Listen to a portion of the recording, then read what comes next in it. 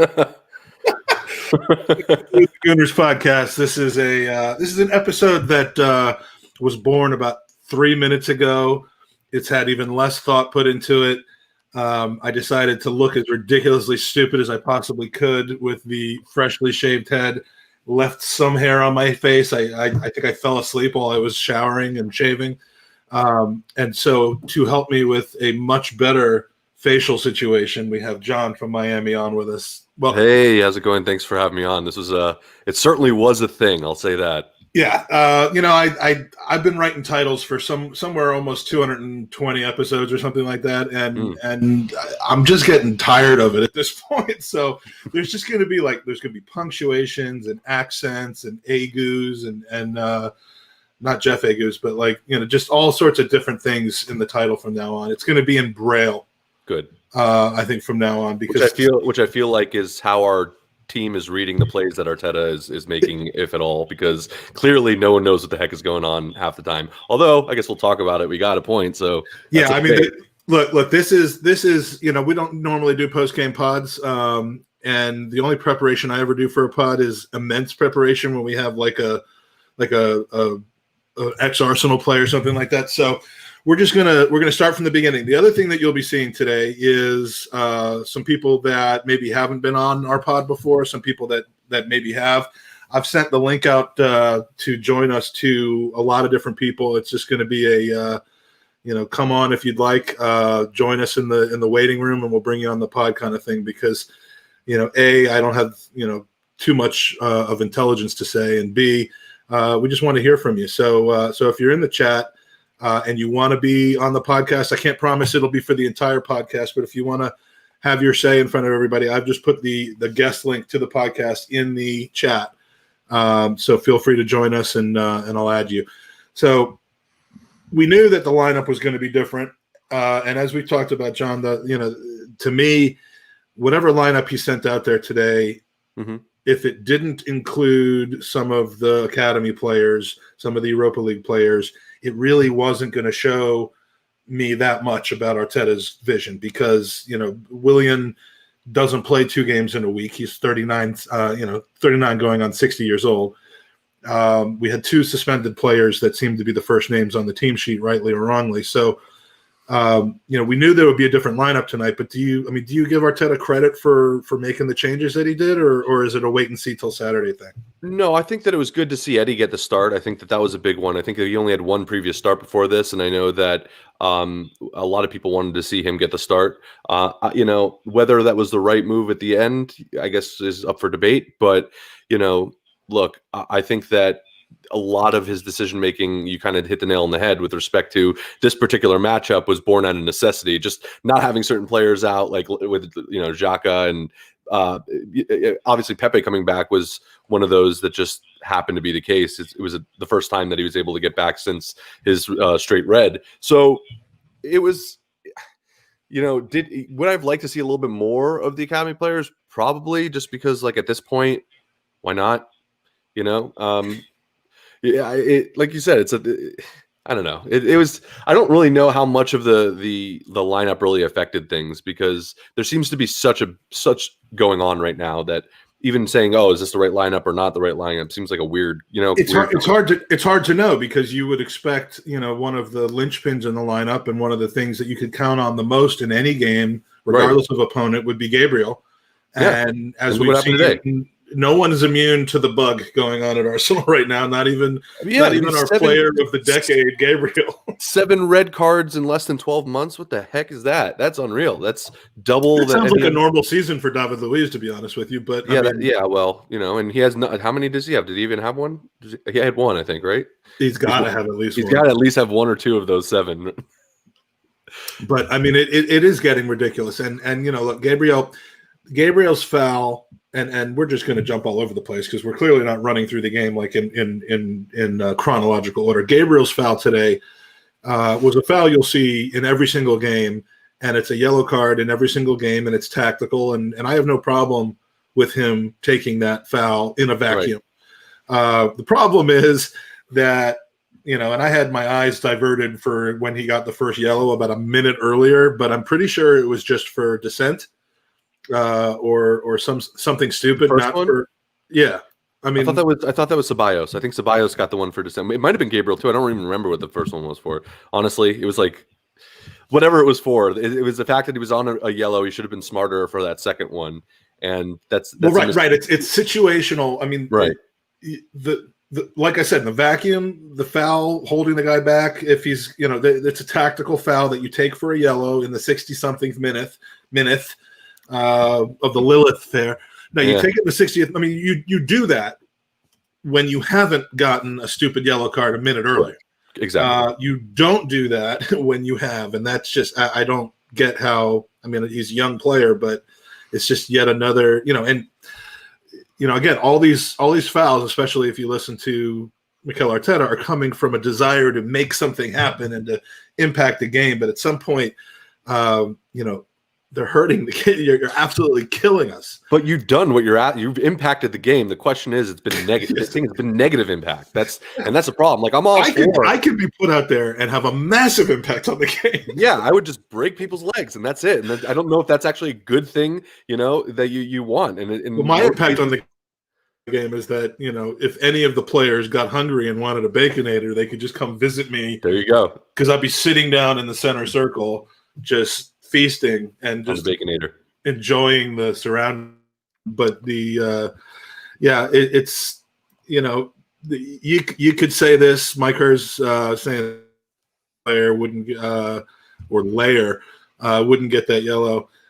I think most players would get that yellow. It's just most players probably would be drilled enough to know that they've got to rely on their teammates to stop somebody if they're in a position where they've already got a yellow.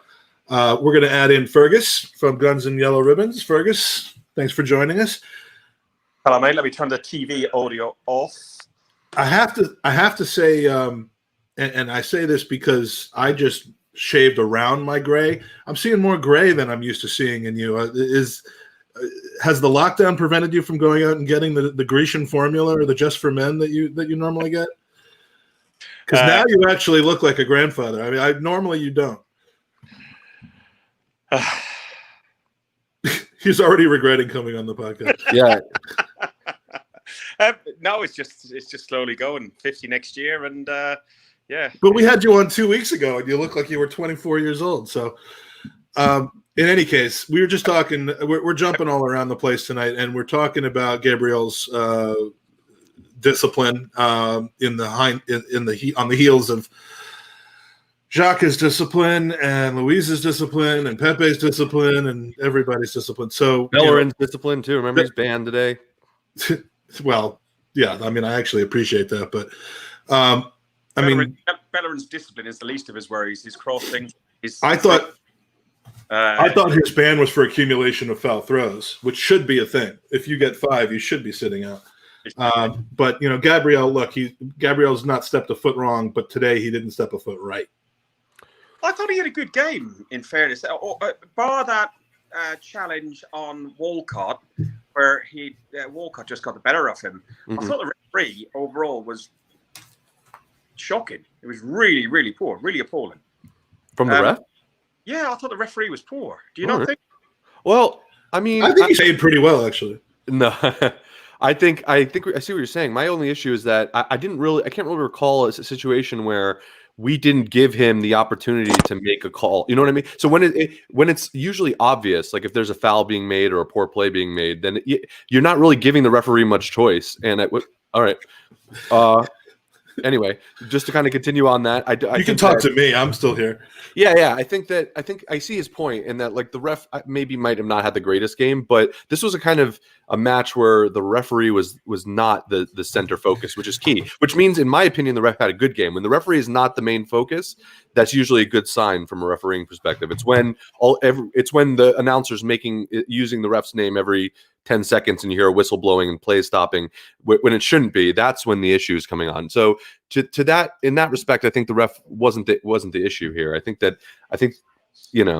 No, I mean there were some critical points to where where the referee had some decisions to make. Certainly on we're going to end up getting some sort of copyright strike because you have the game going on behind you, Fergus.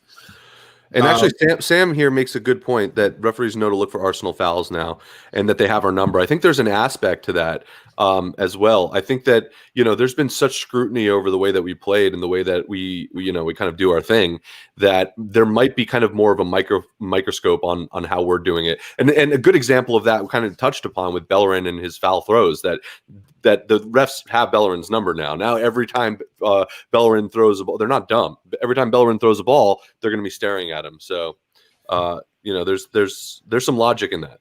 I'm trying to fix my television because I can't get the volume down on it, but I guess we could just watch the game behind Fergus. The irony is there was some game, I can't remember what it was. I think it might have been a Europa League game recently where or maybe it was a Spanish League game. Somebody else got 2 foul throws in quick succession. And I was like, this might be like a point of emphasis that's going on. Right? Is that Kev Campbell behind you? It isn't. Kevin Campbell's back on the podcast, even though he's not on the podcast. He's on the podcast. He's looking very sharp. He's got new shoes as well. He is dapper AF, man. I've just tweeted him. Comment on his shoes. I think I just saw him look at your tweet. That's how much impact we have on the media these days. So you're putting. Am I gathering correctly that you're putting Gabriel's ill discipline down on the refs, Fergus? The second foul was he lost control. He lost Theo, and Theo was away. And I thought the ref overall was poor. Look at, was it Ceballos got it for kicking a ball slightly, or not chucking a ball back, and we got a yellow card. You can't do that though. You can't throw the ball like that. That's like all he done was chuck the ball. Yeah, he used slight force, but.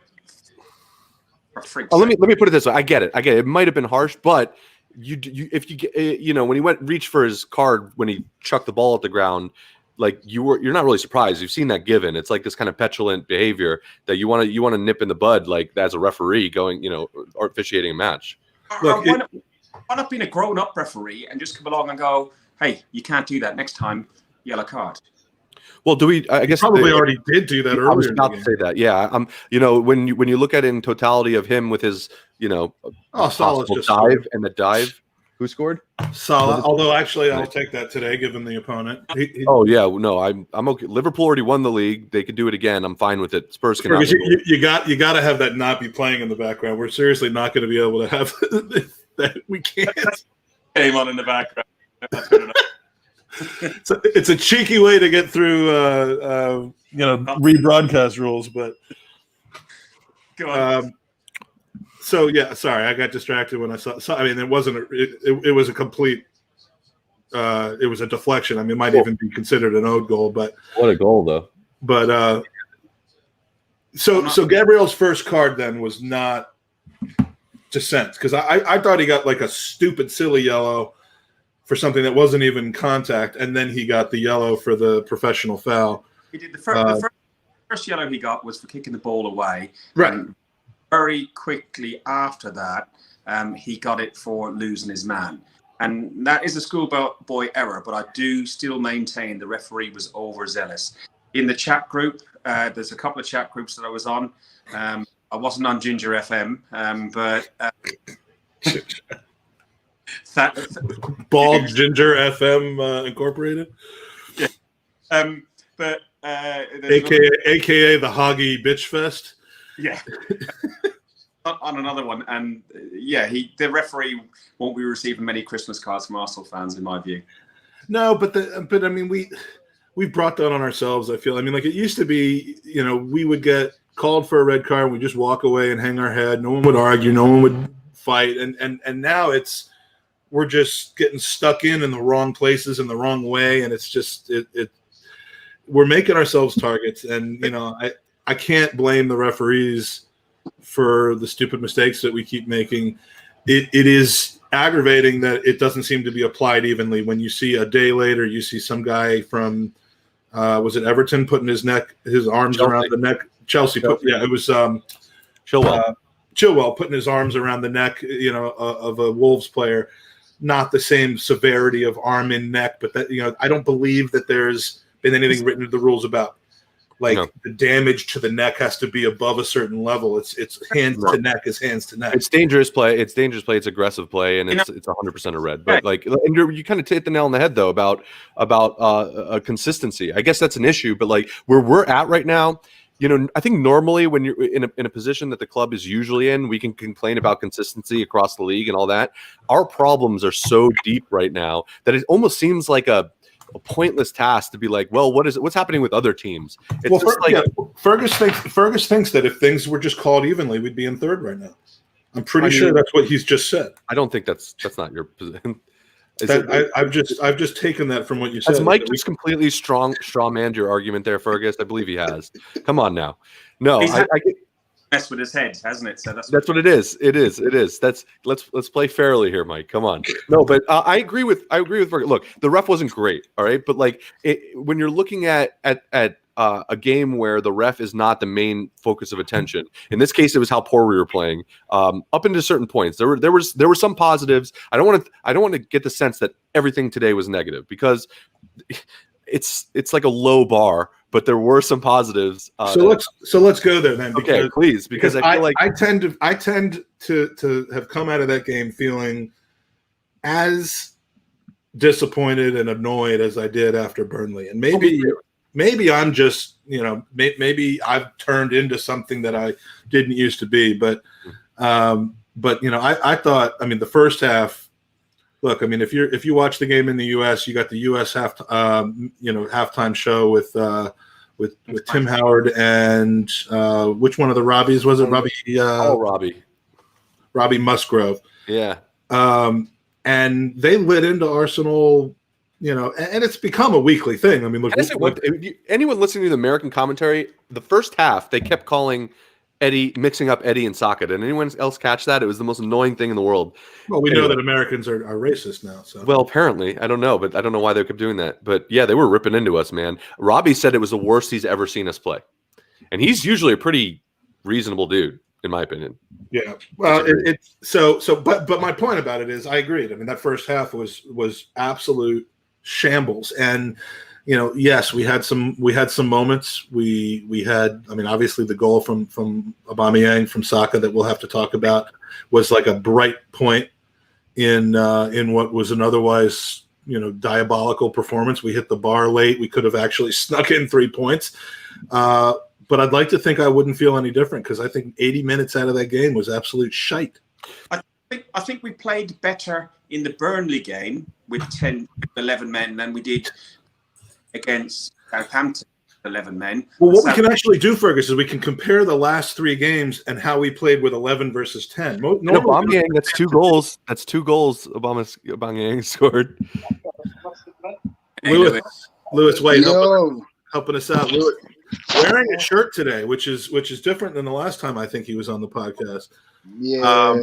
We're trying to determine whether we actually play better with 10 or 11 men, because we've had lots of sample size to be able to look at now in the last few games. Today, I actually think we played well. If you ask me a question, your audio is all messed up, so I didn't hear you. But no, do you think that we got better after the red card today? Because we certainly didn't on Sunday. Fergus. Not really. Again, I didn't hear it, so I'll just say my point was the point was I thought we played better against Burnley with 10 men, 11 and 10 men than we did against Southampton. But Southampton are a better opposition, way better opposition. Southampton are third, and Burnley are just below us, outside the relegation zone. But you need to draw some positives out of this game, and the positives I draw out of this game, Mars, we stopped the rot. We stopped the fact that we would have had our worst ever home run since the inception of this club in 1886. We didn't lose 5 games on the trot. Yes, we got a point. Yes, and do you think that carries over? Do you think that on Saturday the players are have an extra zip in their step, and just because we drew against Southampton at home? Oh boy, we got 1 point at home. I mean, take inspiration from where you can get it, but if they can, power to them.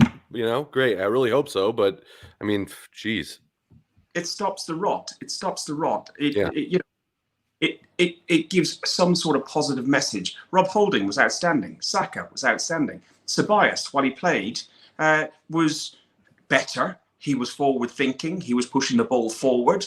And he had a good performance. He was disappointed to come off. You saw some performances from some players on there that actually wanted to play football. You didn't see great performances from the big names like Aubameyang. You didn't see great performance from the big names on the pitch overall, like not Lacazette, Pepe, and his one left foot. That was not a wonderful return to form. But for me, it's the biggest waste of £72 million we've ever had. We should have spent 70 million on a different Ivorian. Right.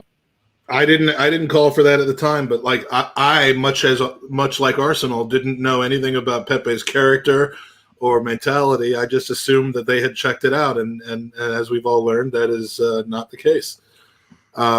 So, John, who do you call out then today for Fergus has just listed some people.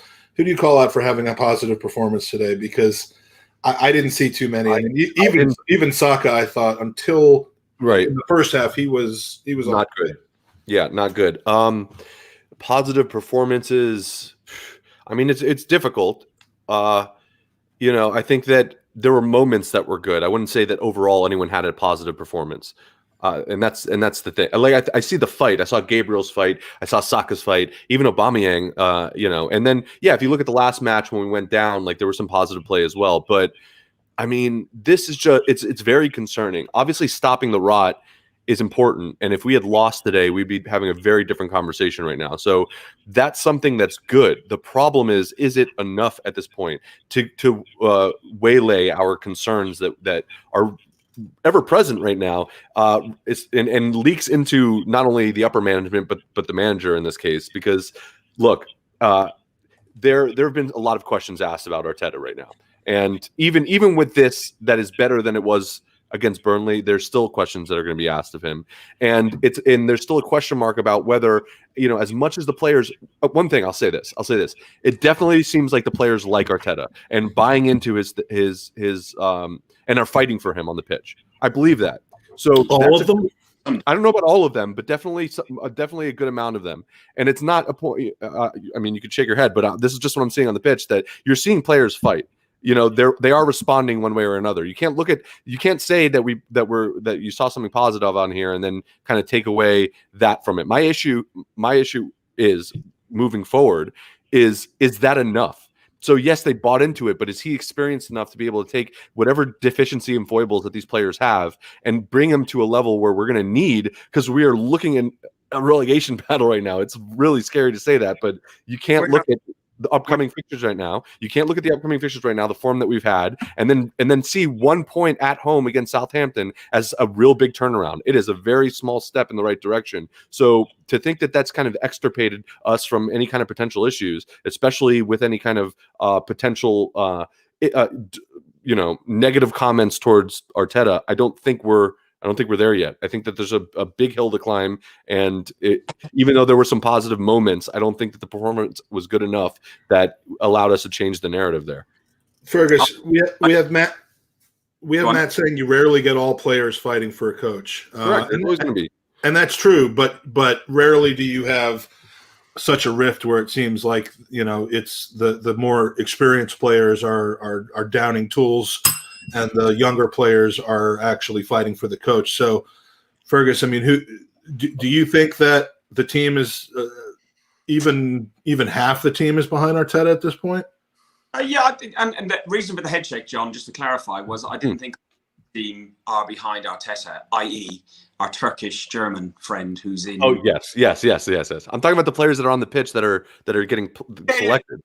Yeah, I think the majority of players who are on the pitch are playing for the manager. I don't see any change in management happening, regardless, for other reasons. And it's not, I think it's more for financial reasons and more structural reasons in the club that we won't change. I don't think we've got the the funds to back an Allegri, a Simeone, you name a name. I think I've said it on here before. Name any name you want. They'll want millions of pounds if they become the new manager or head coach at Arsenal. Arsenal don't have it. We have a project which is Project Youth. Get rid of the deadwood. We need to get rid of about 7 players. And once those 7 players are gone, that will free up some cash to get in some replacement players. Do we have Project Youth though? I mean, when are we going to see the first narrative of that project? That's not the narrative that's being banded about. We're talking about the need of a creative midfielder. Like we're looking at Slub, blah blah, whatever. We're talking about Willian being just the piece that they needed, and it's going to take some time. To me, that doesn't sound like Project Youth, and that's what alarms me, Fergus. Not to team up on you, but like, let's team up on them, John. Yeah, we're teaming up on Fergus. Ferguson and I were teaming up on you. Now we'll team up on Fergus. And if anyone in the chat wants to get up here and stand up for Fergus or further team up on him, you can. I'm gonna stand up for Fergus. Whatever he says, I'm gonna argue with him. I'm gonna be on his side here. Okay, Fergus. I think that John is attractive. You don't. So John's gonna stand up for you now. Yeah, I think my beard's a little too thick. All right. No, but I cut you off, Fergus. What team youth are we seeing, or what Project Youth are we seeing at this point? How do you see this playing out over the next 12 months? We just talked about one of them, Saka. He's a perfect example of one of the players that's coming from Project Youth. You have got others which are in the background: Willock, Nelson, Smith Rowe. There's lots of those. Some of them will make it, some of them won't. But one making it is Saka. So, and there are others that will come through the system and so on. And I know people I speak to within the club that are seriously trying to develop youth and build these players up to move them on. I honestly don't think Arsenal Football Club think they can challenge for Champions League football for another few years. But I have a question for you. Do you think that these youth players, this project, do you think that's going to work? When you see what we have in terms of the youth players here, and like they're talented, but do you think that is enough? Do you think that this is the approach that we should be taking? I'll tell you, I personally don't. I think I rate a lot of these young players, and I think they're good. But when you're looking at the systematic issues that we have, I just don't know if these are the players that are going to be able to save us, in a sense. I'll come back to you with, I don't necessarily know if Project Youth is enough, but I know Project Retirement Ground for Chelsea fans. Not That's fair. Well, but we've pushed more of those players through into the 11 than the Project Youth players. I mean, Saka, his break into the team started, well before Arteta, and I don't remember when he first broke in, whether it was actually even before Emery or if it came through Emery. But it seems like we have always been one at a time when it comes from the youth. We first it was first in the last 5 years, it was Iwobi, and Iwobi alone.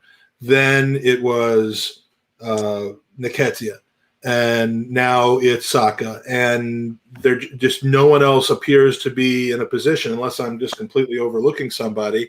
I guess Mainsley came through around the same time as Iwobi did, but with no consistent trust from the manager. So. That's down to his attitude. I think Iwobi and Nketiah are still. Well, Iwobi was a work in progress. He didn't work out, and who wouldn't turn down 45 million? Oh no, that was a brilliant development and sale and robbery of a youth player who probably was never going to be good enough for what Arsenal should be.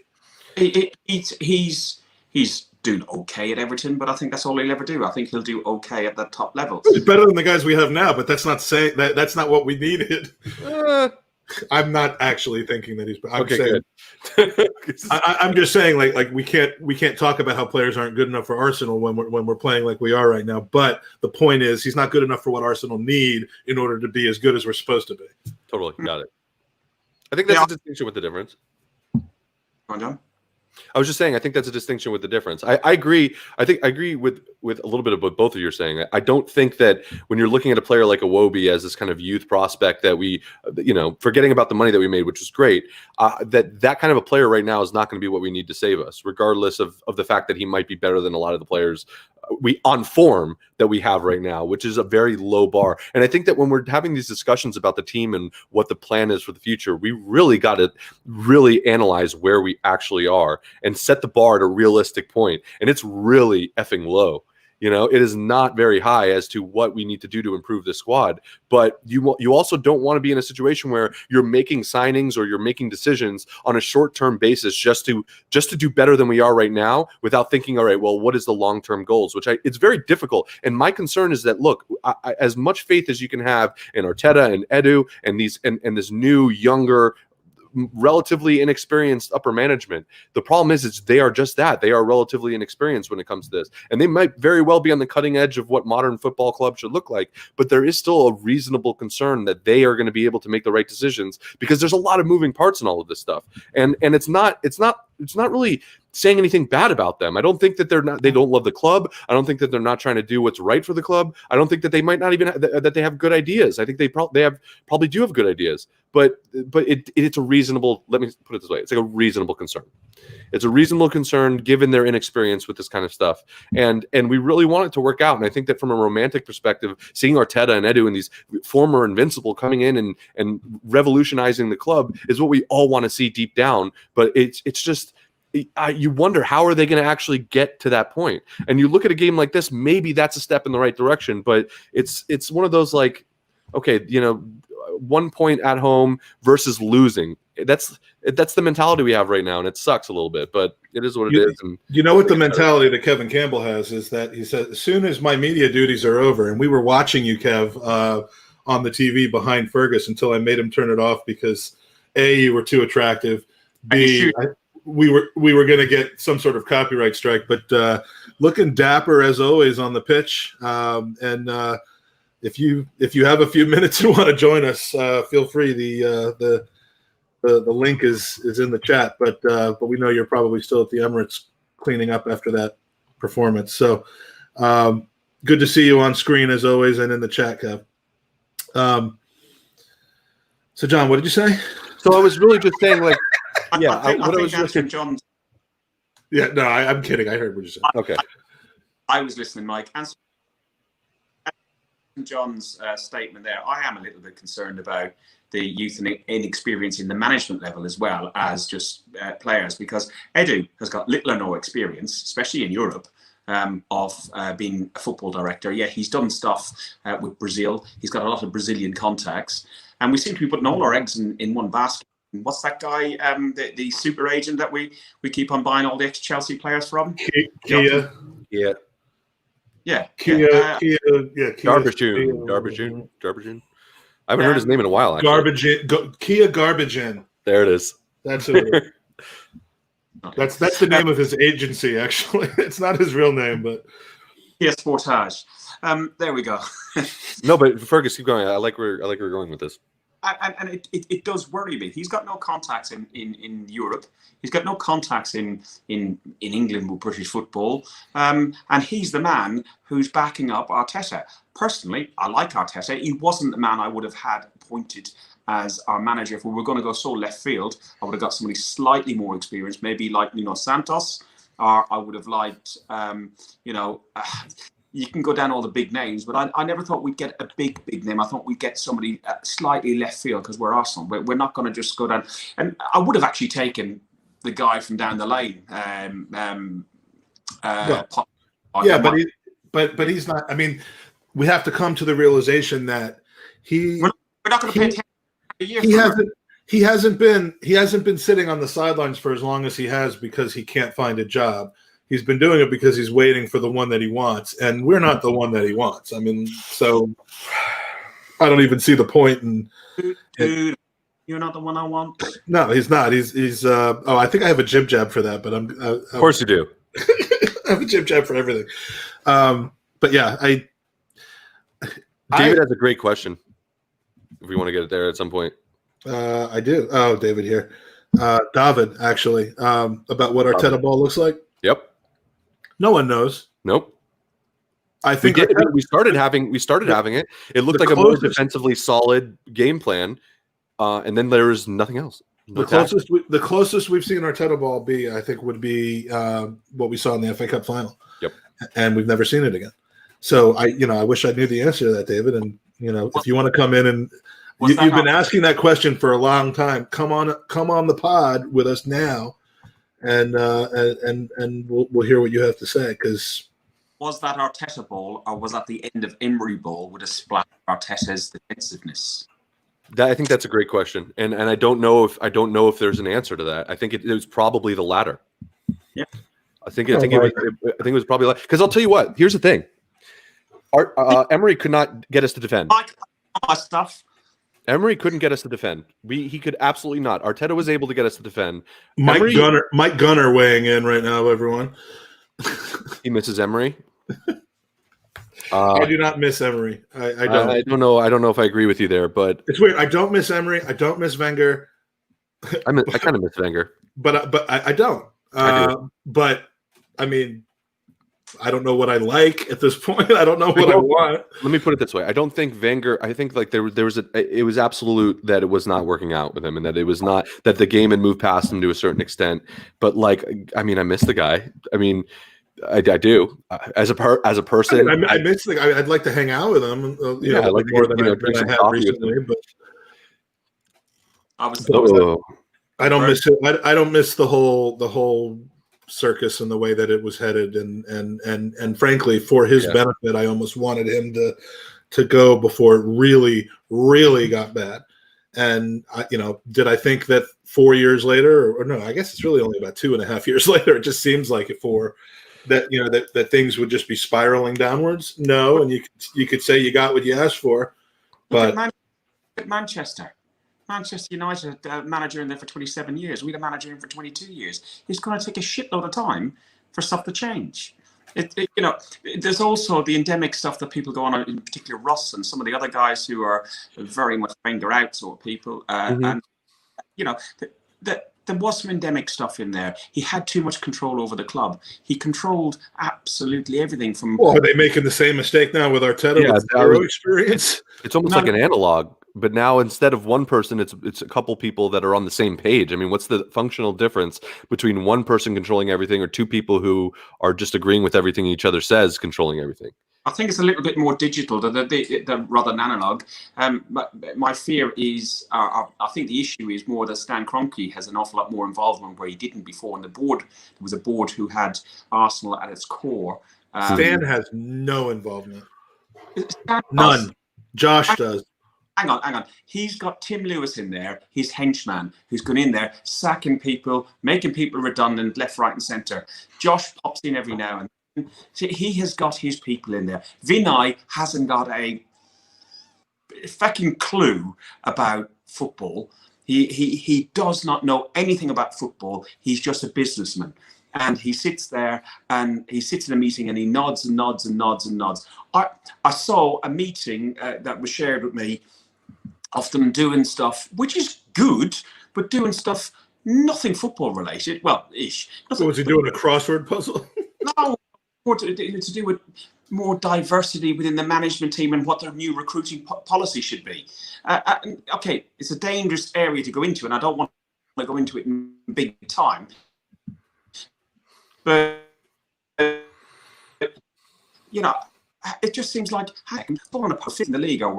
The focus should be more on football, and that sort of stuff. I don't know if you saw. It's okay to have. It's okay to have a guy who that's the job of, but if he's the director of football, not the director of football, but if he's essentially the guy who they've consolidated all of the, the Huss, Sven, what's the guy that got sacked? Raul. I mean, if they've consolidated all those roles under Vinay. What's that guy that got sacked? I don't know. You tell me there, Mike. Yeah, I don't know. Ever since the gerbil passed away, I forgot that guy's name. But I'll tell you, he knows his stuff, doesn't he? I didn't hear that, but if it's about the gerbil, I know you've got some comments. Yeah. I just said the gerbil stuff. The gerbil does know his stuff. Oh, I haven't got a clue. The gerbil knows somebody who knows his stuff. Or he knows somebody who knows somebody who knows his stuff. That's probably the case. But we're not going to name names. No, we wouldn't.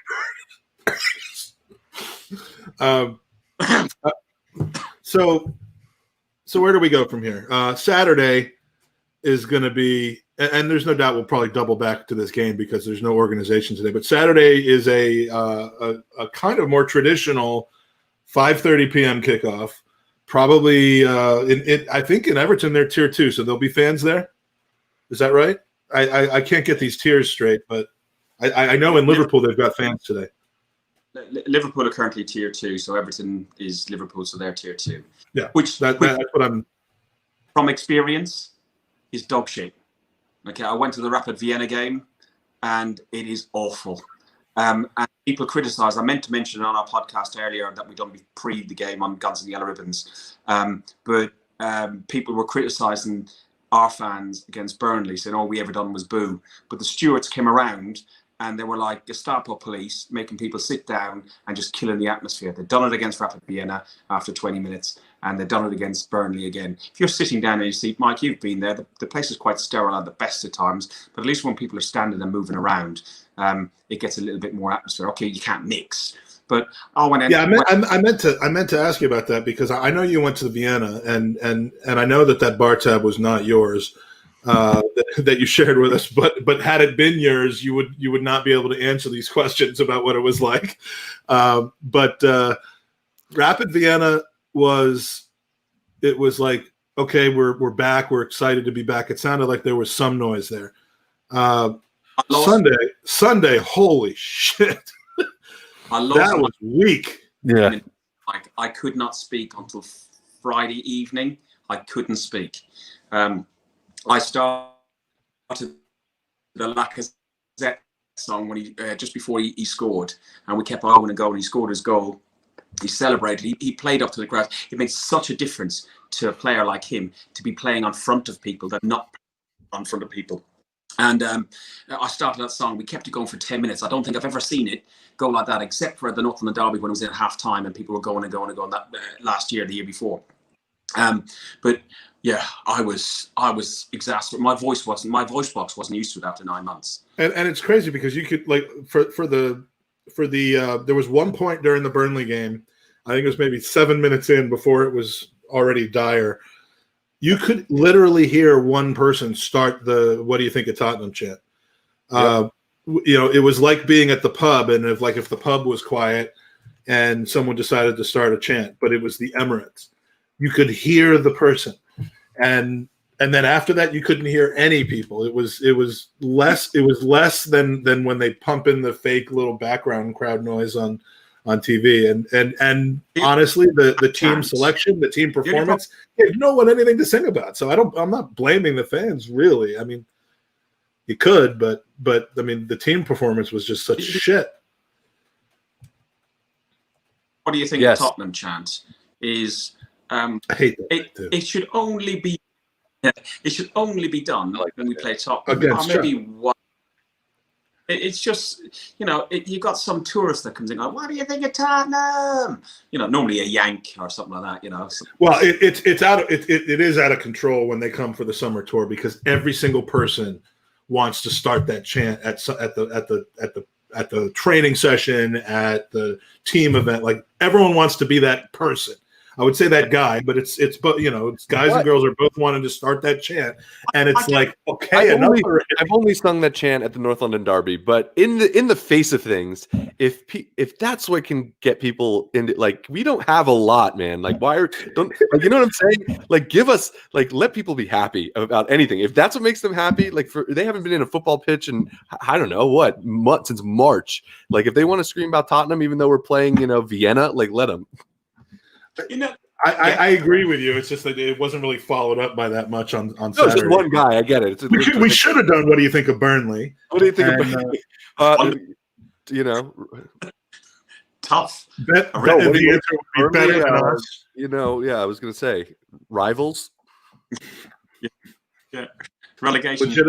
Legitimate threats to our existence in the top flight. I mean, that would be. It's a little weird to chant that, but It's a rhyme. What do you think of Burnley? The end of 95 years of history. What do you think of Burnley?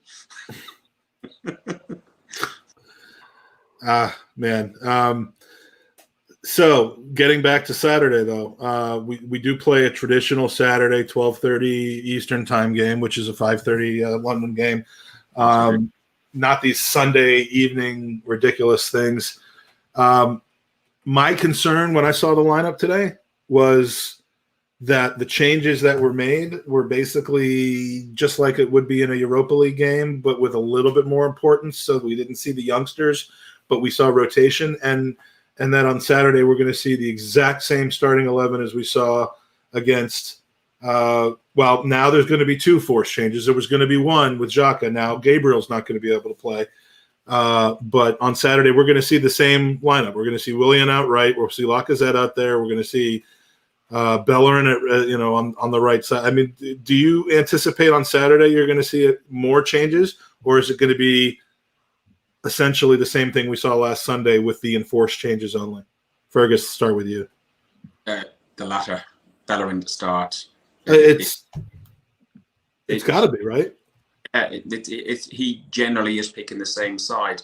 But listen, again, as much as people criticise Arteta for doing that, people equally criticise him for going.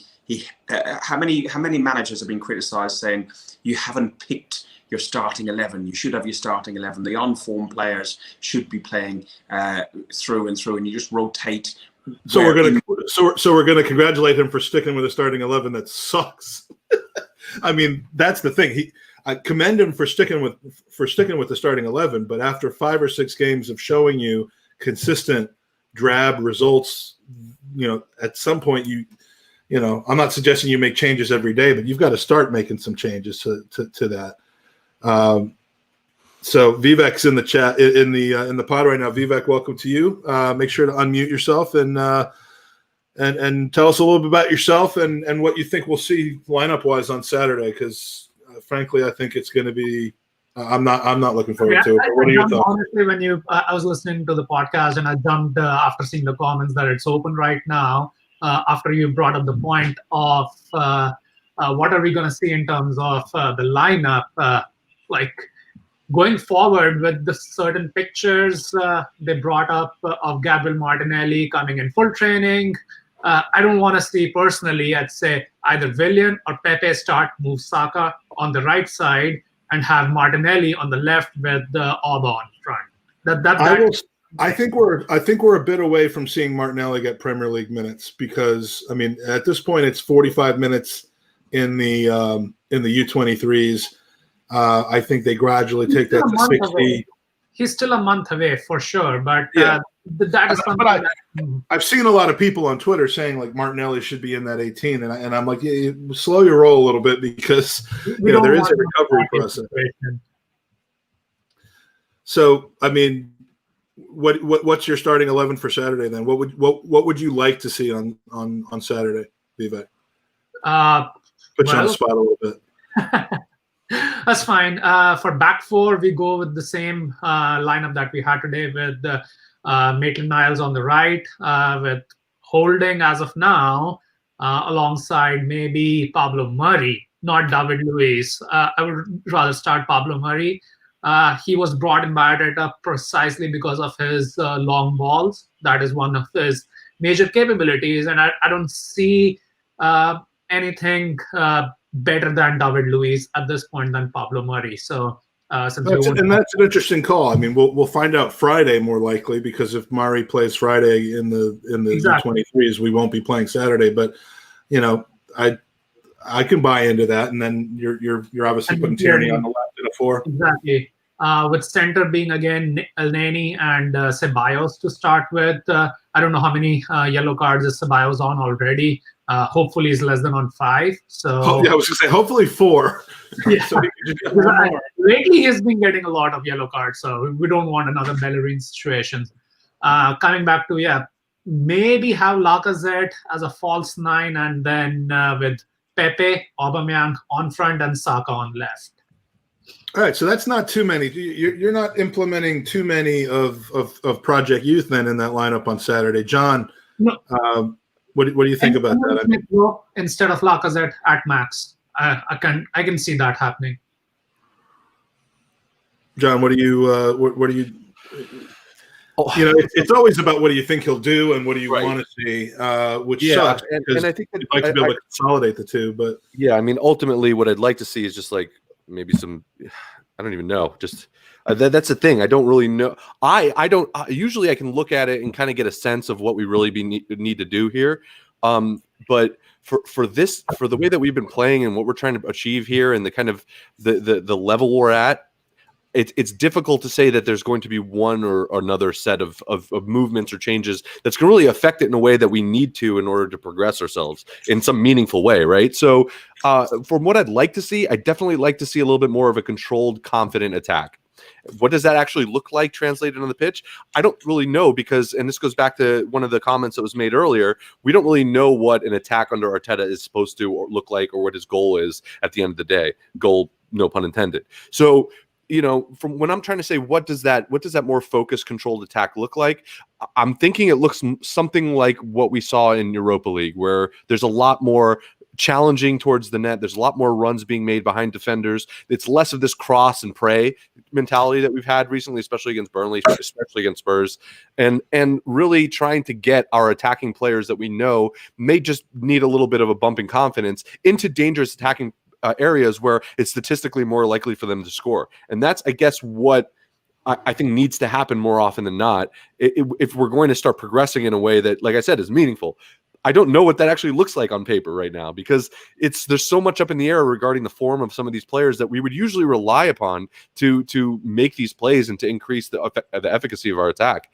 Right now, we're also limited by the players that are not able to play next game, which in this case is Xhaka, which is Gabriel, who's been one of our more consistent players.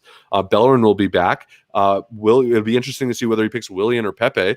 It'll be interesting to see if Eddie gets the nod in front of Lacazette again, or he's going to try to bring the striker / midfielder back. So look, it's an interesting one. I'm not exactly sure how he's going to approach it from that perspective, which is ultimately my answer, but it definitely needs to be in a way that maximizes our ability to attack in a more comfortable way. Because right now it's just kind of like it's really uncomfortable the way we attack. To me, and the reason I've left this up here for this long is because I like Sam's thinking here, and it poses some questions because.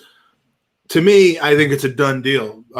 Willian starts at right wing again on Saturday. I don't see that Arteta is coming to the conclusion, and you're certainly not hearing it from Edu either, that he's an experiment that doesn't seem to be panning out. So I think I think he's almost the first team name on the team sheet, Bellerin and on the right side as well. And when I see those two things on Saturday at 11:30 local time in the morning, I'm going to know what's going to happen in the game already. I mean, look, I hope I'll be proven wrong, but that will be the biggest frustration when I see that. If Willian doesn't start, it undermines back to what I went back and said at the beginning. It undermines Edu more than anything else. Never mind. I don't care. I don't care. I want to win the game on Saturday. Oh, you don't care, but the politics within the club and everything else. Again, I agree with you, but that's what my problem is right now with Arteta. I want to give him. I want him to succeed. I don't disagree that he was a bad hire. I think it's all going wrong, and part of the reason it's going wrong is because he keeps playing these politics instead of doing what's right.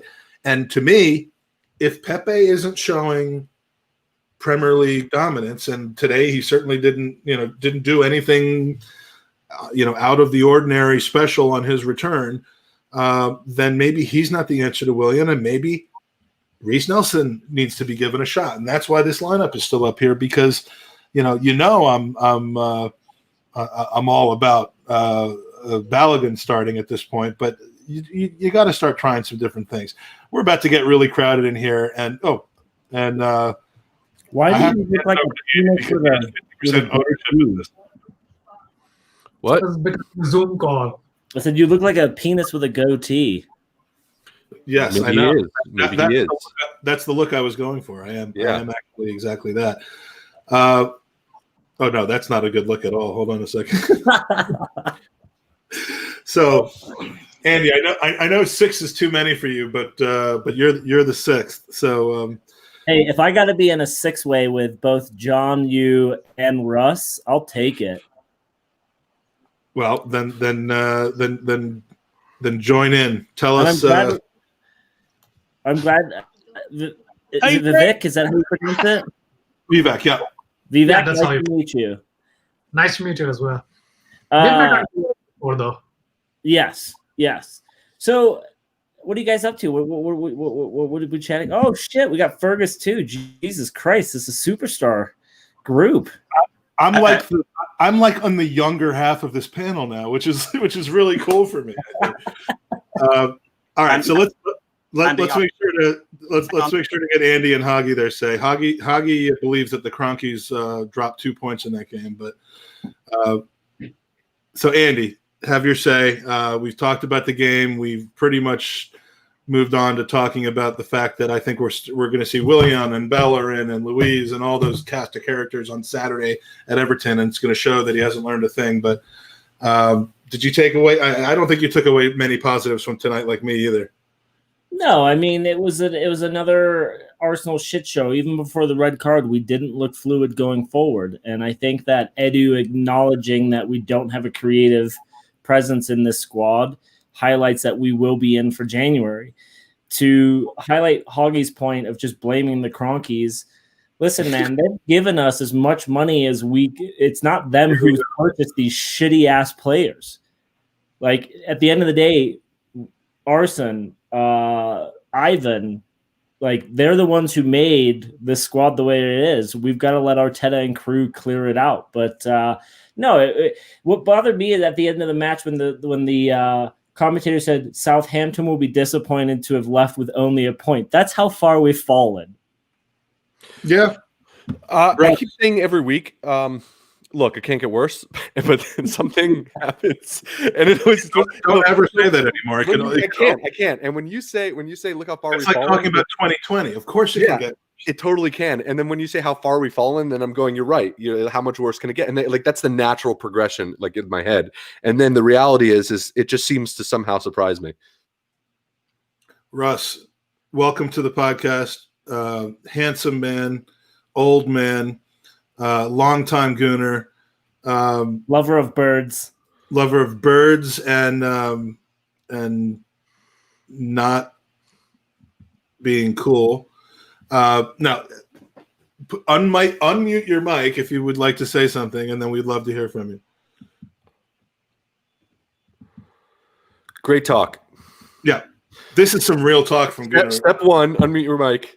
Russ, you're on the internet. You have to unmute your. It keeps muting itself. Like having dad, isn't it? Your Oh, you bastard! I told him a microphone that mutes itself every time he says something stupid. So, all right, Russ. You've been on a podcast. You've been on a podcast rampage lately, Russ. You're a superstar. So let's hear what you have to say. We're happy to have you. We're happy you didn't go on the AFTV live stream. He's taking I wouldn't go on there. My thoughts on tonight.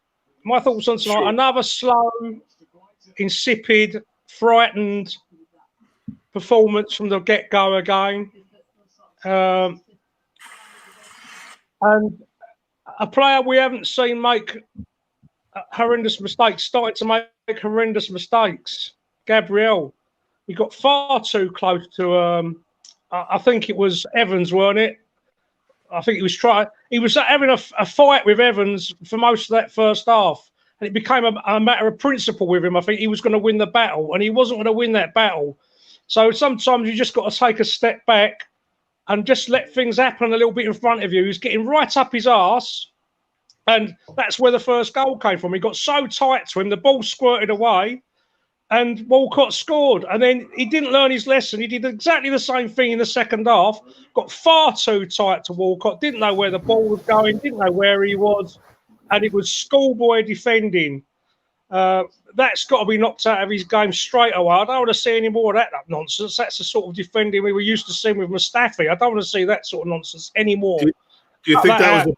Do you think that's a blip, or do you think it's the typical Arsenal regression where we plug in a new player like Rob Holding when we signed him from Bolton and he's fantastic, for like 5 or 6 games, and then all of a sudden he becomes Arsenalized. In a way, but Rob Holding has suffered from Bellerenditis, hasn't he, in front of him? Bellerenditis in front of him. He's got to be the worst fullback in the Premier League for actual defending and actual positional sense. If you watch the first half of the Burnley game, Gabriel and Holding pushed up and held a line, and he went with a runner and played everyone onside, and Chris Wood nearly scored, and that's just typical of Bellerin's defensive indiscipline. He's 26 years old now. I think he's never going to learn. He's had the operation after injury, and he's never going to be the same player. We've got to not make the same mistake we have with other players. We've got to get rid of and get somebody else, or promote Cedric, or promote Maitland-Niles to the first team. As I said on another podcast the other day, we have good players. We have good players that are suffering from a lack of confidence. And if you keep putting them in the firing line, you're not doing us any good, and you're not doing them any good either. And a couple of our players just needed taken out the firing line, and they had to get sent off or suspended for that to happen. That's poor management from Arteta. He's got to learn from these mistakes, and I accept he is learning the job. So I don't know what the process is. Someone alluded to it the other day. The process is we've got to wait till June. That's the process, to get rid of this pile of shit that we've accumulated from the 2017-18 transfer window. Yes, Andy Rhodes is right. We have spent a shit ton of money. We've also sold players for nothing. Yeah. Well, our player trading has always been the balance. Yeah. Yeah, I mean we've made two. I think we've sold 2 players for more than they were worth, and it's Iwobi and as Vivek says, and probably Chamberlain. Chamberlain, we got a fairish price for. I thought it was high at the time, and really the only reason it's still high probably is because of his injury record. But those are the 2 times I feel like we actually. Martinez to add to that. Maybe Emi Martinez to add to that. He got what we could get out of him because of last 10, 12 games of performance last season. Well, that's also true. As much as people don't want to admit that selling Emi was probably the right move, and look, you're entitled to your opinion if you believe that, and the way we've played the ball out from the back doesn't make my point look any better. To turn a player who was worth £1.5 million to 20 into 20 in 10 games. I worry with going stalwart at our club. The fans are on his back all the time. Our fans are the world's worst, as we all know. The fans are on his back from get-go. I just didn't like him. I just didn't like his end product. And good luck to him, what I say. And that was actually a good deal we got there. I think he's talking about Iwobi. Yeah, I think so. Yeah, and in terms of players that we actually made a good amount of money on recently, we sold, and this one doesn't get mentioned a lot, Kristen Bielik for like £10 million to Derby. That was a good set of business as well. So we've actually sold some players that. Sorry, I think he cost us $2 million, Bielik. Yeah, so we made a good around 7 million profit on Bielik, and he was never a player that looked really like that we were going to throw him into the first team. So there has been recent success in selling players. The problem I think Russ alluded to is just this dead weight that's been like dragging us down that we have not been able to get rid of. And that's the difference between. I'm not going to make the Liverpool comparison, but I am going to make the Chelsea comparison as to how they handle youth.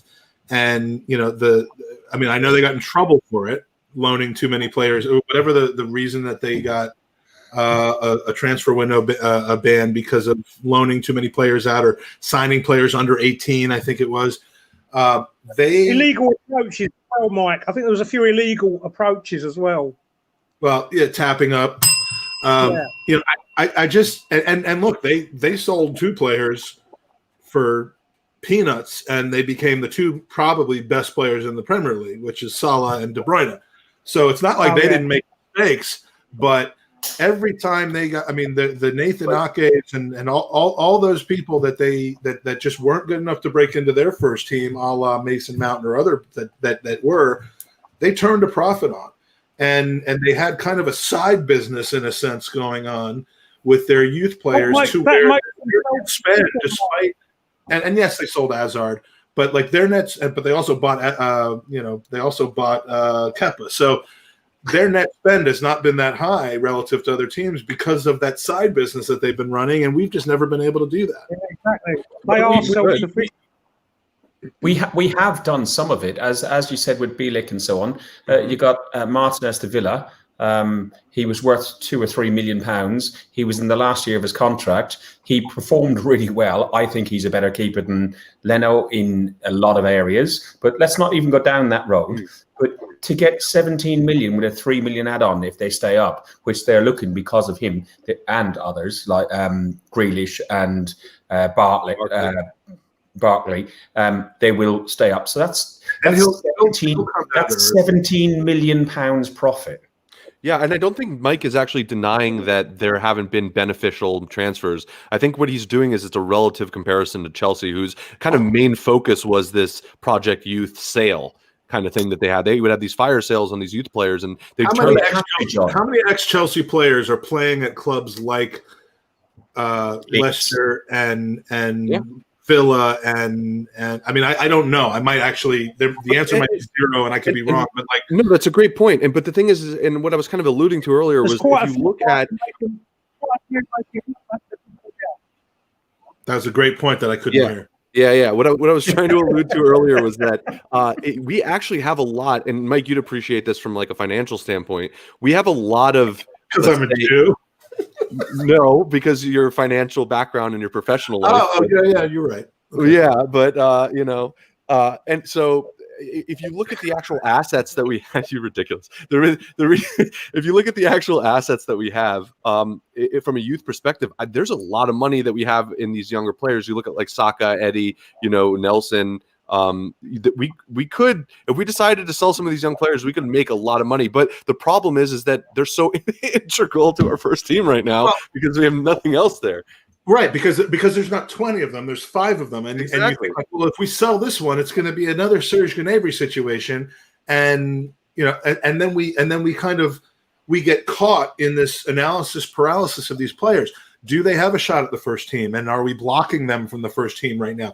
Is ML Smith Rowe or Fuller and Balogun gonna end up letting their contract run down, which gives them all the power and takes it away from us because we haven't shown them a direct line to the first team? And if so, we're going to be in a situation where we have to let them go for a single-digit number of million instead of. What's that coming up? This looks like an episode of the Shady Bunch. Spurs almost scored, man. They hit the post. Yeah. Move on, John. So I mean, if we had a lot of these players, and if people would understand that, sometimes we gotta let Guendouzi go for 25 million or 20 million if we even have the opportunity to. If we haven't ruined that value from him, we got to let some of these players go and start building up these $14-15 million profits. So that we could, and obviously not wasting $72 million pounds on a player, but it's and to that, Russ, the players have to take some responsibility as well, right? You got to repeat yourself because your phone is like the worst phone I've ever seen in my life. It's a Nokia. Yeah, it's an iPhone 1. I was coming to you because I blame the player trading issues on our, that's not an Arteta thing. That's not an Edu thing. That's more of a upper management thing to me. And anytime I have a problem with upper management, I throw it to you because you have a massive problem with upper management. All right, Andy, bail me out because the question is clearly in TV right now. What was the question? Sorry, I want to switch the computer. Shit, 1 second. Russell's still on dial-up. What was the question? Just when I'm when on can we Cronky start- broadband. That's why. Yeah. When can we start actually like player trading as a? I mean, you love Football Manager. There's got to be an element to our process that includes getting players at least some level of notoriety so that we can put them in the shop window, selling them and financing our bigger deals later on. And we've just completely failed to do that, other than maybe the 2 or 3 examples that John has given of Christian Bielik and I mean, who else? I think we're in a unique situation where the players coming through for us should remain at Arsenal and or go out on loan, right? They're not at the age like some of these Liverpool players where they slot right in and just absolutely crush it. But the players that we could sell are way too high of wages, right? So you look at the players in our first team like Socrates and Ozil, like they're too high of wages, and so we just can't offload them. So I don't think we will offload a majority of players until the summer when contracts are expired. But I'll tell you this, and I'm sure you'll all agree with me, if come January 1st, we have not put fucking pen to paper on 1 or 2 individuals in the market, I'm going to be furious, because we all know, Edu's even announced that we know we need a creative player. We do not want to sit around and lollygag with this shit. We cannot Edu will be joining us Jan 1. Yeah, we It cannot should go all until be conversation. 30th. This cannot go until Jan 30th at all. There needs to be 1 or 2 signings within first 2 or 3 days of January. Absolutely, yes. What Like happened? they should have already lined up their player, already bids out done. But wait, hold on. Is that at the expense of like just getting a player for the sake of it? Well, because no, like, but like, I mean, what like there needs to be. It can't just be like any player that we get. We need to be that, and that's the issue here. We need to identify a player that is not only going to make us better right now, but isn't going to bootstrap us down to a point where now, because we've done that time and time again, where we just paper the cracks over. Well, what I- we'll get somebody. We We'll get buy a somebody on player. January We buy. 2nd. but We'll what, get what, somebody on January 2nd. It'll be Christian Hang on. Eriksen. what I We meant buy a was, 2 seconds. We buy a player all the time to placate fans Yes. like Andy, like Vivek, and like others that just want to see a signing for the sake of a signing. No. I But don't what I want meant to by see a that, sign. I'd rather see outs than ins. I know we That's need fine. ins. I'd but rather see first, 4 outs for on me, January I 2nd like than outs. one Can I in. explain? Gone. Go ahead. I want to clarify my stand. I'm assuming they did their scouting work during the summer. They couldn't get any of those deals past the deadline day or whatever. They already have done that work, that at least one player can be brought in first couple of days that they have data on. So, like, okay, so here's what I meant, right? So we all see that we have a lack of creativity in the middle. This Agreed. summer, we were going really hard for the French nipple guy. What's his name? Areola. OR. So The French nipple guy. So when we look at what I mean is, I don't mean sign someone to just make us happy. I mean, sign someone who immediately slots into this starting 11, right?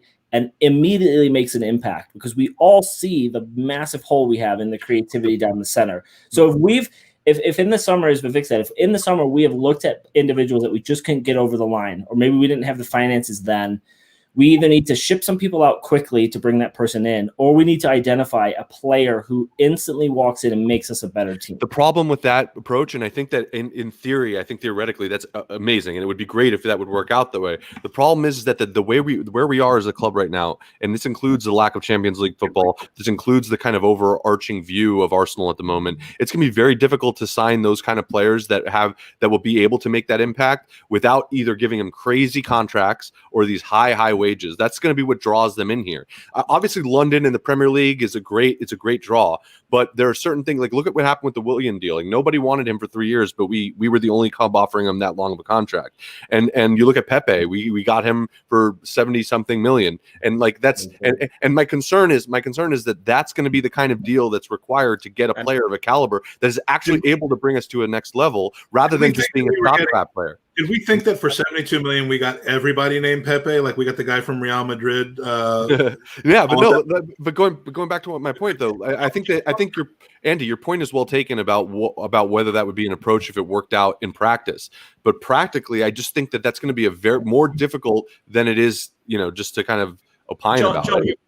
You're bang on as well, because we had that option to do it when we turned down Zaha. And to David Ziegler, this is Owen's pen. He sent it in the post from Ireland to me, so because it made him look more intelligent, so it's making me look more intelligent. I thought Irish people used pigeons by post. That must have taken weeks to get there. Irish. We sent it by cow. By sheep. Oh no, that's Wales. But there has to be by sheep. But just to finish, sorry, Andy, just to finish, we had the opportunity with Zaha to do that and buy the player who would make an instant impact. He's Premier League experience. He was a winger that we needed. Emery wanted him, whether he wanted to come. We know, we know all of that is true. Tick, tick, tick, tick, tick, tick.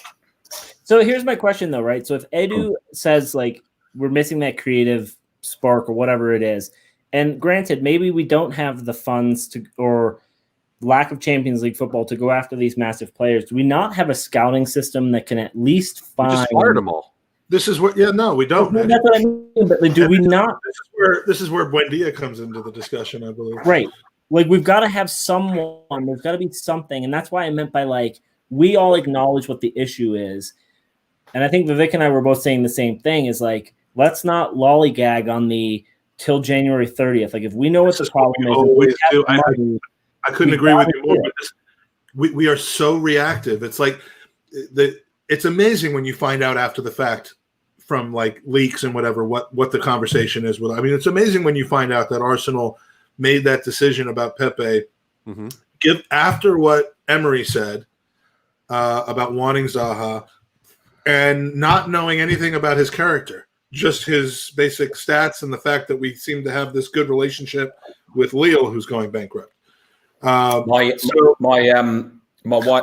daughter's son, he's a Dynamo Dresden fan, and he follows football. He knows football inside out way more than I do. And he said Bayern Munich were investigating and looking at Pepe, but they looked at them and went, and this is for the Bundesliga, which is a slower league than our league, came along and said he's too left foot focused. He takes too long and needs 1, 2, 3 touches to get the ball on his foot.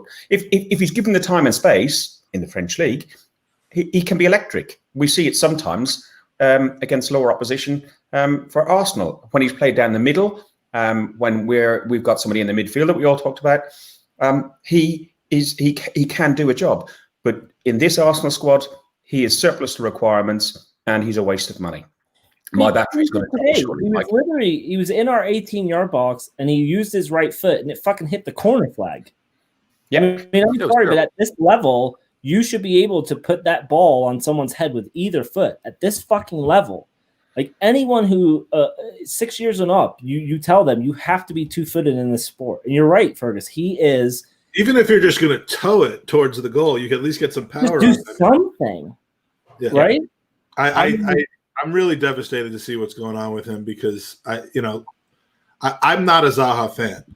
Most of it is because I hate how he plays when he's playing against us. I don't like it. It isn't that I don't respect his talent. It's that I just think he's a little bit overblown, a little bit too flashy, and he goes down real easy. And but look, that sounds like you.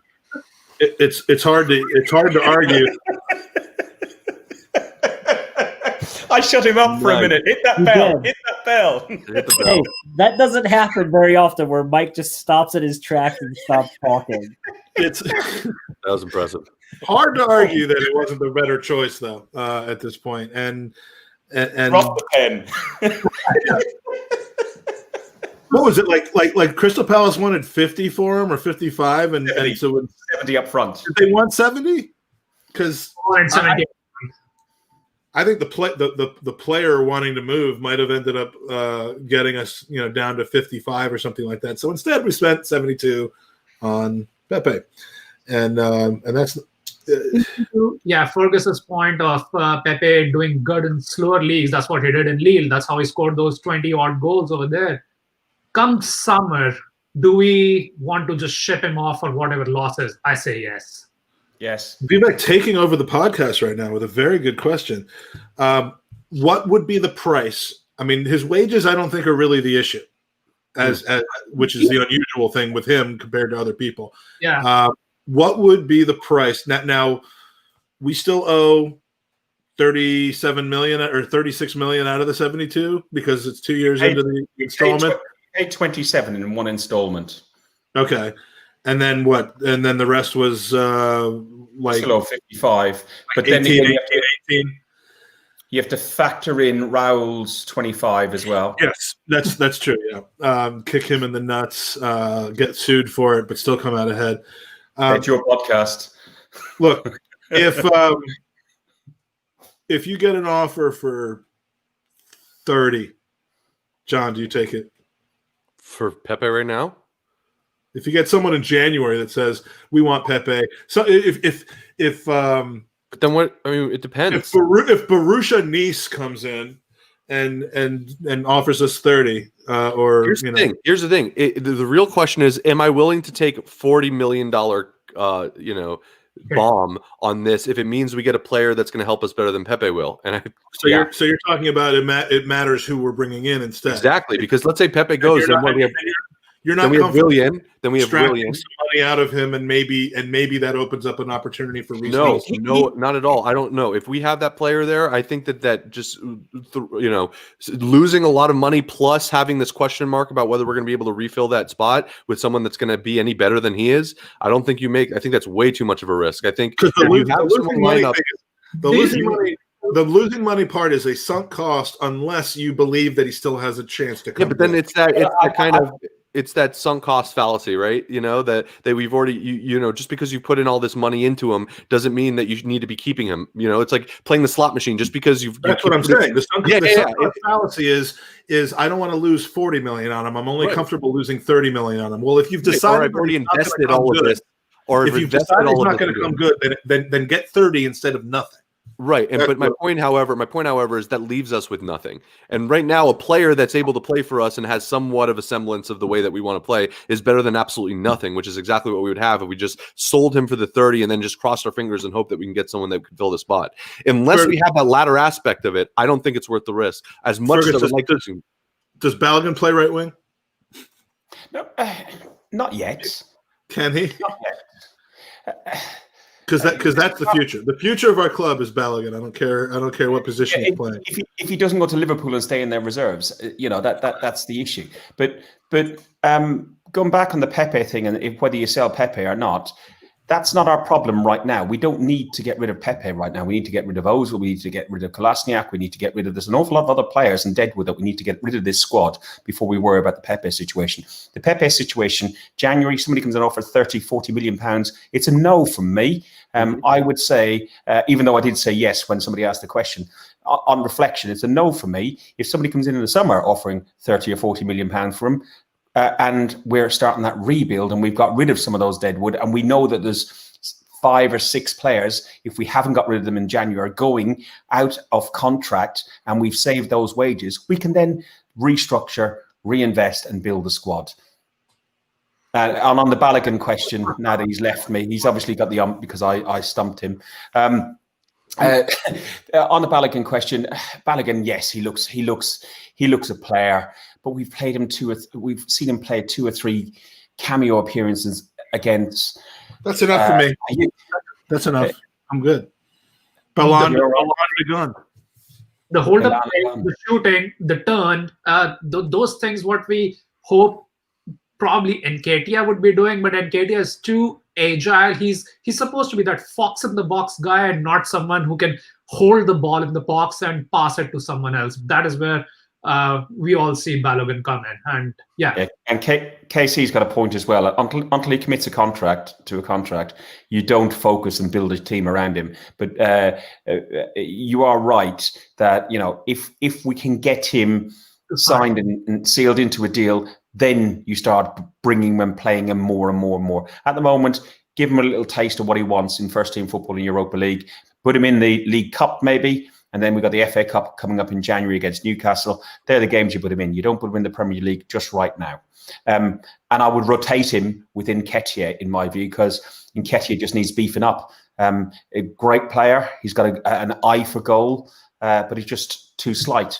And if Balogun signs and makes it, then that gives you the opportunity to lend out Nketiah for 6 months to a club in the Championship or somewhere else in the Premier League. Guys, my battery's going to go, so I'm going to jump off. But can I bid you all a farewell? And if I don't speak to you before, and have a great Christmas. Stay safe, everybody, and I've enjoyed joining in. Cheers, Ferguson, and get more Fergus on Guns and Yellow Ribbons podcast. Thanks for hopping on with us tonight, buddy. Cheers, thanks, Sarah. Cheers, guys. See you later. Bye. See you.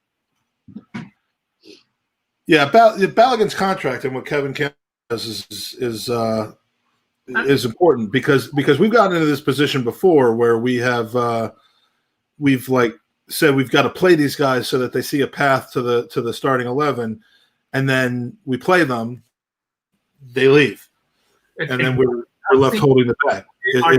Handling the situation, it does seem he wants to. He openly said in an interview that they want to sign him, and the amount of opportunities that they're giving in Europa, and as Fergus mentioned, probably League Cup and FA Cup, that is possibly what they are trying to tell him, that if you sign, you will move on.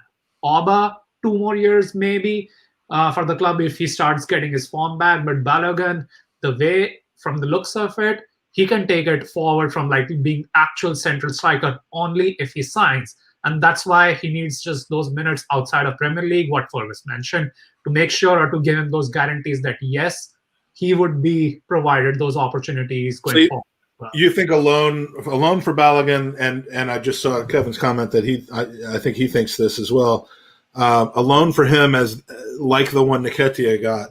Maybe it even goes better than that one in the sense that he isn't fighting against a guy like Patrick Bamford for time.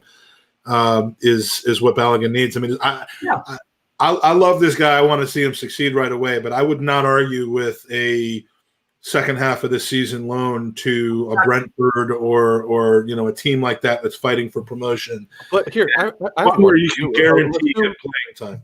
Mike, sorry to interrupt, but one thing I'm thinking.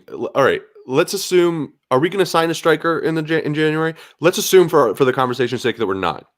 Why not? Why loan him out? I mean, he can get Premier League experience right now with Arsenal. I mean, Lacazette's not doing himself any favors. Eddie, I think that we're going to need somebody that's going to be playing in Europa. That could be a Balogun. That could be Eddie. It could be either one of them. So my point is, is it really something that we should consider right now at this point where he's going to have opportunities to play if we just give it to him? And every time we have given it to him, he's taking the opportunity. Why not increase that sample size? At least if just for the very least to make a better assessment about whether this is a player that is, can just step up right away, or is going to, as Kevin said, need to go to learn his trade a little bit more, which is a very likely scenario given his age. And it's very rare that a young player like that just steps in and is ready. But, it's something it doesn't seem like Arteta is really of that mind, though. I mean, I agree. I'm asking you. If you were him right now, would you just kind of see, knowing that we have all these games coming up, and then knowing that our striker situation is so, let's just say, not great right now? Why not give him the chances here rather than at least see what he can do? He's saying he's not going to start. He needs to learn his trade. I tend to agree. He needs to learn it. But my point is that why does it have to be at a loan when he can do it here in like a lower competition like Europa? Or if I'm Balogun, I don't want to be loaned. Mm-hmm. I want to start getting opportunities to come in the 70th minute in Premier League games. But what I'm seeing if I'm Balogun is that in the next 2 months, where we have nothing but domestic games, that my opportunity is going to be on the bench against Manchester City in the League Cup, maybe. I'm going to probably play 30 minutes against Newcastle in the FA Cup, 3rd round, and that's it. I'm going to play a bunch of U23 games around that. And if that's what I'm seeing as Balogun, you're not going to be that. Exactly. You're not signing anything, and I'm not turning down a loan move, but I'm like, look, I haven't proven enough yet but I've proven that I have the opportunity, that I should have the opportunity to try to prove more. Right. And I guess what I'm trying to say is that even assuming that you're not going to make the decision based off of the amount of time that you're getting right now, forget about what his decision is going to be for a second, and think about whether he should be getting more opportunities right now rather than immediately thinking that he needs to be loaned out to learn his trade, which I tend to, I think I'm kind of like split on that, because I do agree with Kevin that he might need an opportunity to learn his trade. And that might be the likely scenario that he needs to learn his trade. But when you're looking at the way that we've been playing, and when you're looking at the players and the opportunity that he's going to actually get in Europa League, and probably in some of these league games, given the form of some of our strikers at the moment, I don't see the harm in at least throwing him in more games than Mike, you were just outlining, like this off the bench in City in the cup final, things like that. Like, I don't see why that's the case. If that were the case, then yes, I see why he would make a decision like that. He would say, listen, I'm not going to get the right amount of games. Why am I going to re-sign a contract? But why is that necessarily the case? Why can't he get those Europa League games more often? Why can't he get more of the starts? He's obviously shown that when he steps up, he'll do it. Why not keep doing that until it doesn't work, is my point. I agree that he should be given that opportunity. I'm just not seeing it. By the way, Kevin, my condolences to your son for his injury. I know he'll come back stronger than ever, and this has nothing to do with what your comment is here, but I haven't had a chance to reach out to you and tell you that we're back in Tyrese for a full recovery. And I tend to, I want him playing week in, week out, at least in the G team week in, week out. To Kevin's point right there, but at the same time, you look at Eddie, who just got a start today, and this is only his second start in the league. Most of it's coming in the Europa League. So clearly Arteta is willing to give a player a chance of starting in the league based off of his form in Europa. So I don't see why it works that way for one, but it wouldn't work for the other. Maybe I guess he's already had the loan, I guess is the difference. We've got what, almost every week 2 Premier League games coming up, or at least a Premier League game and a cup game. Let the two of them duke it out, and by June sell one. Cut the points. Free. Cut the points there. Kevin was just saying that he needs to go out on loan for a couple of years and apply his trade and get physically stronger and learn the game. But he won't sign a new contract, so I think that's got to be out the window. So we might as well play him when we can play him. As John said a minute ago, and you said, we've got a lot of games coming up over the next 6 weeks, 2 a week virtually all the time. And the squad's paper thin, really, as it stands, with suspensions and injuries and stuff. So I think I don't really care about his development if he's not gonna sign a deal. Use him. Do what other clubs do. Use him. Put him in. I mean, there's merit to that. I tend to care about the player's development, especially if we consider him as a player that we could utilize in the future. And I think that there's an absolute truth objectively to the notion of that it's better off to learn your trade.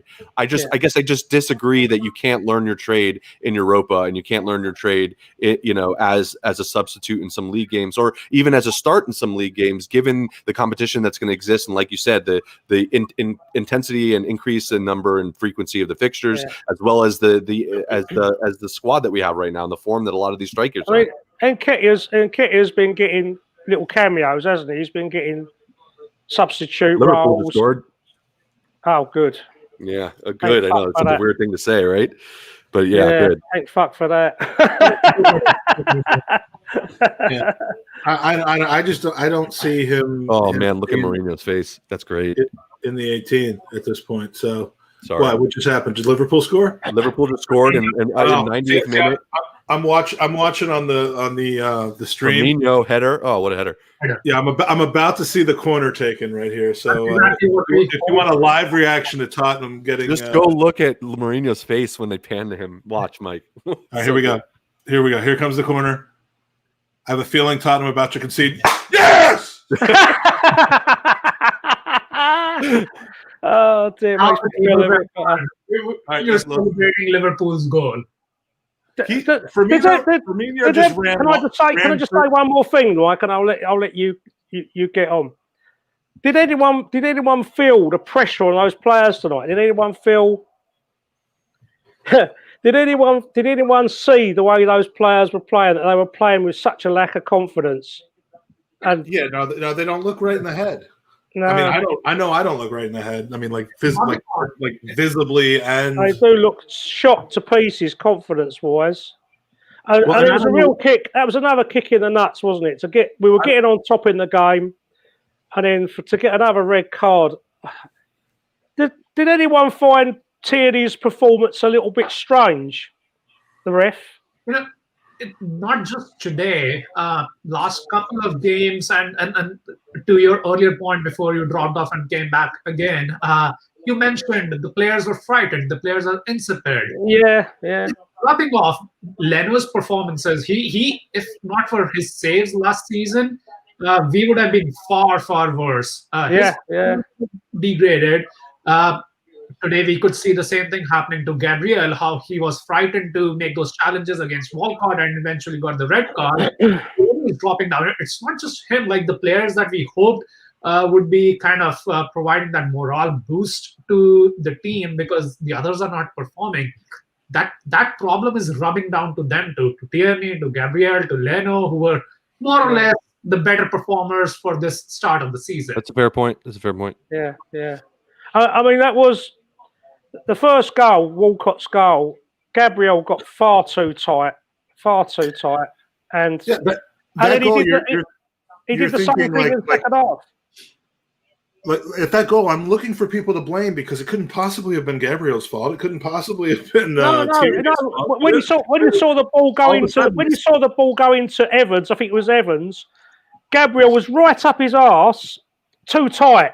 You've got to be arm's length. So when he tries to turn, you can see what he's going to do. When you're so tight, if he turns, and that's what he did. The ball squirted out because he was too tight. If he'd have been that little bit off, he would have been able to read that and stop that from happening.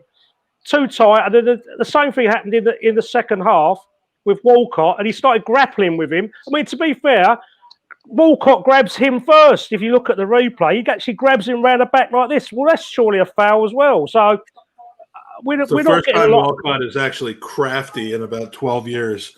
I said that to my family. I said that to my family here. I said, if that had been us playing Man United or Liverpool and he broke away, he would have missed that. Yeah, right. He would have missed it. Is it all over? Yeah, you could tell there was some passive-aggressive stuff going on between Klopp and Mourinho too. Yeah, you'd love to see it. Well, look, I can't take Liverpool being at the top of the league, but I can take it a lot more than I could take the other one. Listen, we are not in any position to control anything from our position. We're not. We're not in control of our own destiny anymore, unfortunately. We're in a weird position as Arsenal fans, though, because where we are in the table right now, it's generally not a lot of clubs down there that are really caring about what's going on at the top because their rivals are generally not the ones fighting for those positions. John, I'm not looking at the results at the top now. I'm looking at what Brighton and West Brom are doing. Exactly. And it's that's weird. The truth. I am. It's weird. And you know, the thing is like I've heard comments about, how can you banter when you're 15th or whatever? We're 6th. What are we at now? Whatever. But like, the reality is that we're in a weird situation that, even though we're that low down the table, there's certain aspects about being an Arsenal fan that make those kind of games still relevant. We do care about who wins this league, regardless of whether it's, especially. Yeah, of course.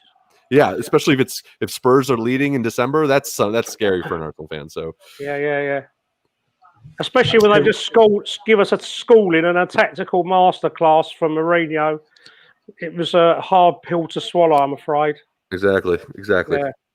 Well, at least we didn't let Southampton go second today. We stopped them from going second. Russ, that would have been a quintuplet of firsts, or a long time since things have happened. Like, I think I was at the game when we got beat by Burnley last time. I was definitely at the game when we got beat by Wolves the last time at Highbury.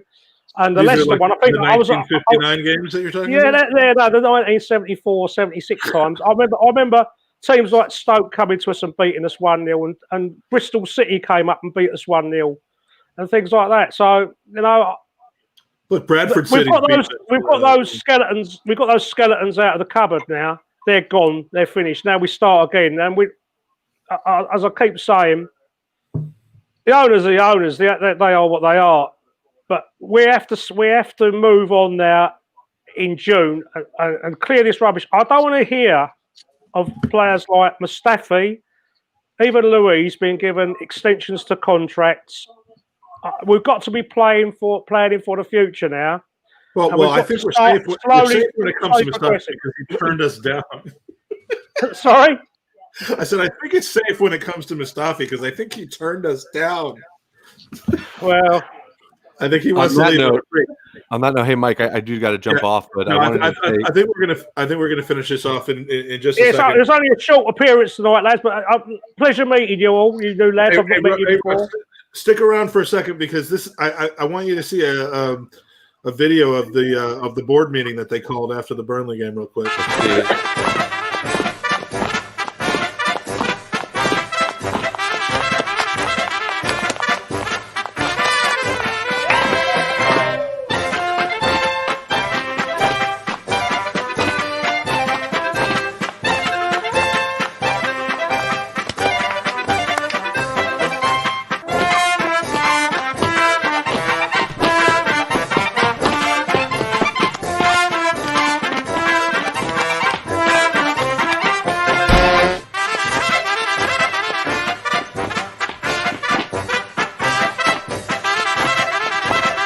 Cannot believe you're making me watch this whole thing.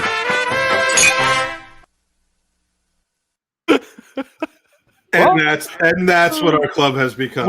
Why did Josh look like Elon Musk? That was absolutely brilliant. Absolutely brilliant. I take it that alludes to his German ancestry, does it? Oh it just alludes to us looking like idiots, including me. I'm glad you come back, Andy. I think we're finishing off. Vivek, thanks for jumping on. It's always nice to have a debutant on the pod.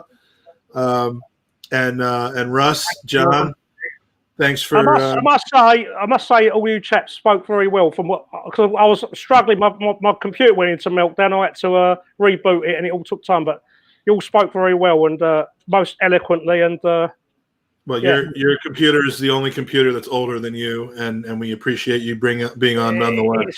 It actually runs on an old fuel called Valvoline.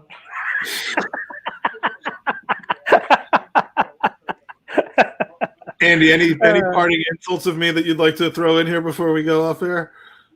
Yeah, you still look like a penis with a goatee. How often does that change in the 30-minute? He does look a bit like Nana's, actually. Yeah. Okay. Well, I'm saving this up immediately. Do you know who he looks like? What's that game with the flip thing? Guess who? What? Would you put on your head? Really?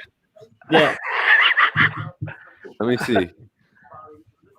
John's doing something. Let's give him a second to do it. No. You keep talking. I need to find out what you're talking about. At least Spurs lost. Yeah. Yeah. My joy is complete.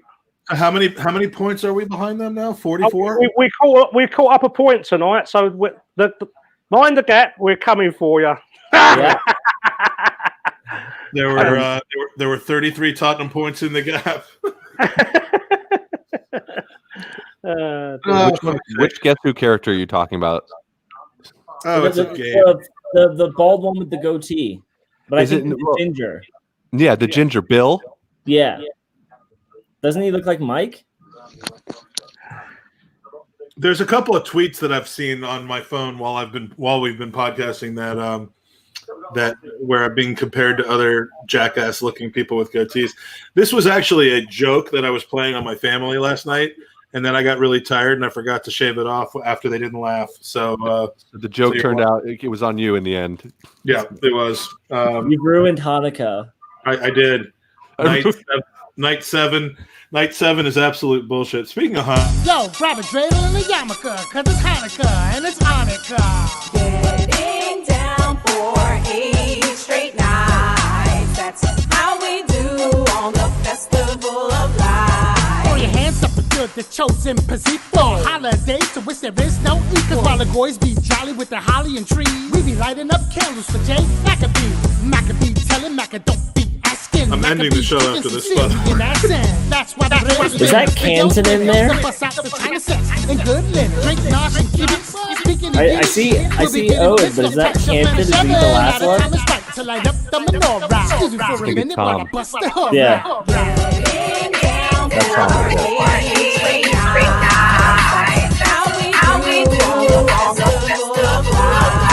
Derby.